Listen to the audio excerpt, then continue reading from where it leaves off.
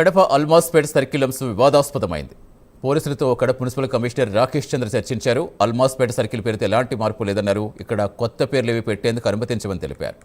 నగరంలో ఫ్లెక్సీల అంశంపై task force పనిచేస్తోందన్నారు. ఇకపై వివాదాస్పద ఫ్లెక్సీలపై కఠినంగా వ్యవహరిస్తామన్నారు రాకేష్ చంద్ర. అల్మాస్పేట పేరు మార్పుపై గత కౌన్సిల్ తీర్మానం ఉన్న ప్రభుత్వ అనుమతి కావాలన్నారు. అల్మాస్పేట ఘటనాస్థలికి కలెక్టర్ చెరుకూరి శ్రీధర్ రానున్నారు.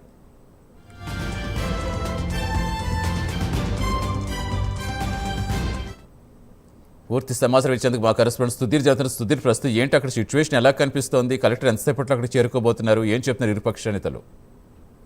రైట్ సతీష్, ముఖ్యంగా చూసుకుంటే కనుక ఇవాళ ఉదయం నుంచి కూడా ఏదైతే కడప నగరంలో ఉన్నటువంటి అల్మాస్పేట వద్దైతే ఉద్రిక్త నెలకొన్నాయని చెప్పుకోవచ్చు. ఈ నేపథ్యంలో కూడా అటు ముస్లిం సంబంధించిన మత పెద్దలు కావచ్చు, మరొక హిందూ ఐక్య వేదికల ఇద్దరి మధ్య కూడా పూర్తిలో కూడా ఏదైతే ఒక ఫ్లెక్సీలో దాదాపుగా అక్కడ ఉన్నటువంటి అల్మాస్పేట్ సర్కిల్ బదుగా దాదాపుగా హనుమాన్ సర్కిల్ అని హిందూ ఐక్యవేదిక వాళ్ళు వేయడం జరిగింది. ఈ నేపథ్యంలో కూడా అక్కడ ఆ అంశం అయితే కనుక పూర్తిస్థాయిలో ఆ విభేదాలు తీసేదానికి కావచ్చు, పూర్తిస్థాయిలో కూడా ఆ పోలీసులు లాఠీ చార్జ్ చేసి బాష్పాయకు ప్రయోగించేంత వరకు వచ్చిందని చెప్పుకోవచ్చు. అయితే మధ్యాహ్నం సమయంలో దాదాపుగా 12 గంటల సమయంలో కూడా పూర్తిస్థాయిలో కూడా ఇరు వర్గాలను అయితే కనుక పోలీసు అయితే కనుక చెదరగొట్టడం జరిగింది. ముఖ్యంగా అటు ఎవరైతే ముస్లిం మైనార్టీకి చెందినటువంటి ఎవరైతే నాయకులు ఉన్నారో వాళ్ళైతే కనుక ఒక్కసారిగా ఏదైతే హిందూ ఐక్యవేదిక వాళ్ళపై కూడా పూర్తిస్థాయిలో రాళ్ల వర్షం, అలాగే వాటర్ బాటిల్, అలాగే వాటర్ ప్యాకెట్లతో కూడా పూర్తిస్థాయిలో దాడి చేయడం జరిగింది. ఈ నేపథ్యంలో పోలీసులు ఒక్కసారిగా రంగప్రవేశం చేయడం జరిగింది.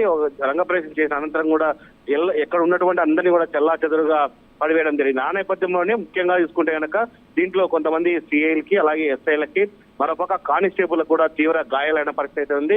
ముఖ్యంగా గాయపడ్డ వాళ్ళందరినీ కూడా హాస్పిటల్ తరలించిన పరిస్థితి అయితే ఉంది. అయితే ఇప్పుడు తాజాగా మనం చూసుకుంటే కనుక మధ్యాహ్నం 3 గంటల నుంచి ఆ పరిసర ప్రాంతాలంతా కూడా పోలీసులు అదుపులోకి తీసుకోవడం జరిగింది. 144 సెక్షన్ ని కూడా కడప నగరంలో అమలు చేస్తామని చెప్పి జిల్లా ఎస్పీ కూడా చెప్పడం జరిగింది. అయితే కొద్దిసేపటి క్రితమే మనం చూసుకోవచ్చు, ఎవరైతే కడప కమిషనర్ ఉన్నారో రాకేష్, ఆయన కూడా సంఘటనా స్థలానికి చేరుకోవడం జరిగింది. సంఘటనా స్థలం మొత్తం పరిసర ప్రాంతాలను చూడడం జరిగింది.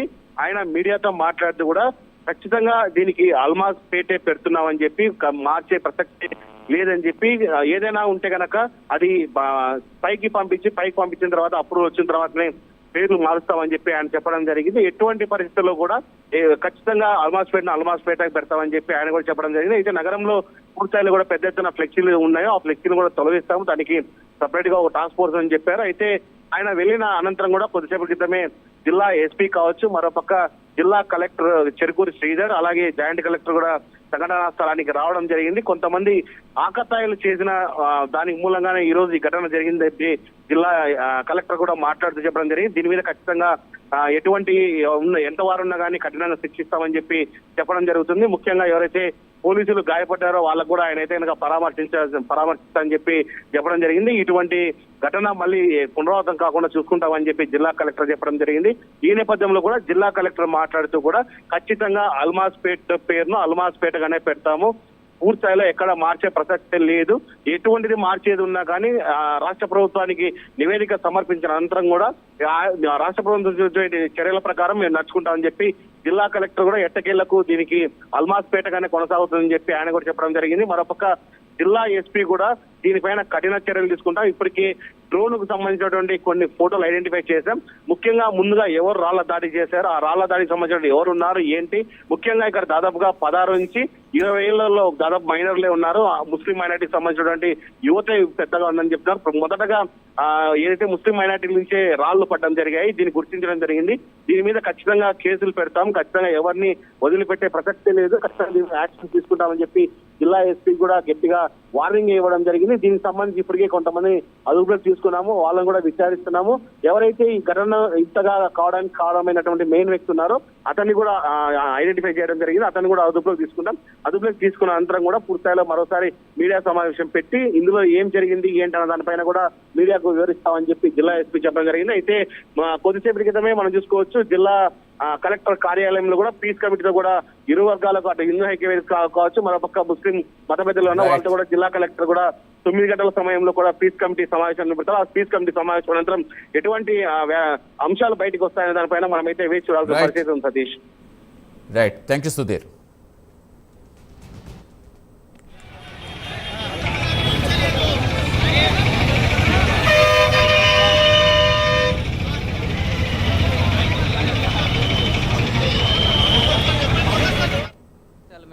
పై అధికారుల ఆదేశాలకు లోబడి మేము మాట్లాడాలి.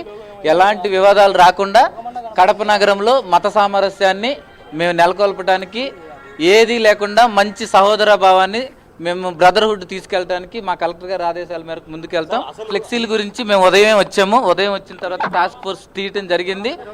ఈ సెన్సిటివ్ ఇష్యూని బట్టి తర్వాత డిఎస్పీ గారితో మాట్లాడి ఆ ఫ్లెక్సీస్ అన్ని కూడా రిమూవ్ చేయడం జరిగింది. ఇప్పుడు మీరు పరిశీలిస్తే అలాంటి ఫ్లెక్సీస్ ఏం లేవు. దీని గురించి ఫర్దర్గా మాట్లాడటానికి మా కలెక్టర్ గారి ఆదేశాల మేరకు మేము మాట్లాడతాం. ఫ్లెక్సీ పెట్టినప్పుడు అది ఏ పర్పస్తో పెడుతున్నారు అనే దానికి ఒకటి తీసుకుంటాం. ఫ్లెక్సీకి సంబంధించి ప్రింటర్స్ ఎవరైనారో వాళ్ళతో మీటింగ్ పెట్టుకుంటాం. ఏదైనా ఇట్లా అనాథరైజ్డ్గా కానీ లేకపోతే ఇల్లీగల్గా కానీ కొన్ని ఈ సమాజంలో ఏదైనా శాంతి భద్రతల విఘాతం కలిగించే ఫ్లెక్సీలు ఏమన్నా ఉంటే మొదటగా ప్రింటింగ్ కాకుండానే చూస్తాం. మా కలెక్టర్ గారు ఇచ్చిన ఆదేశాలు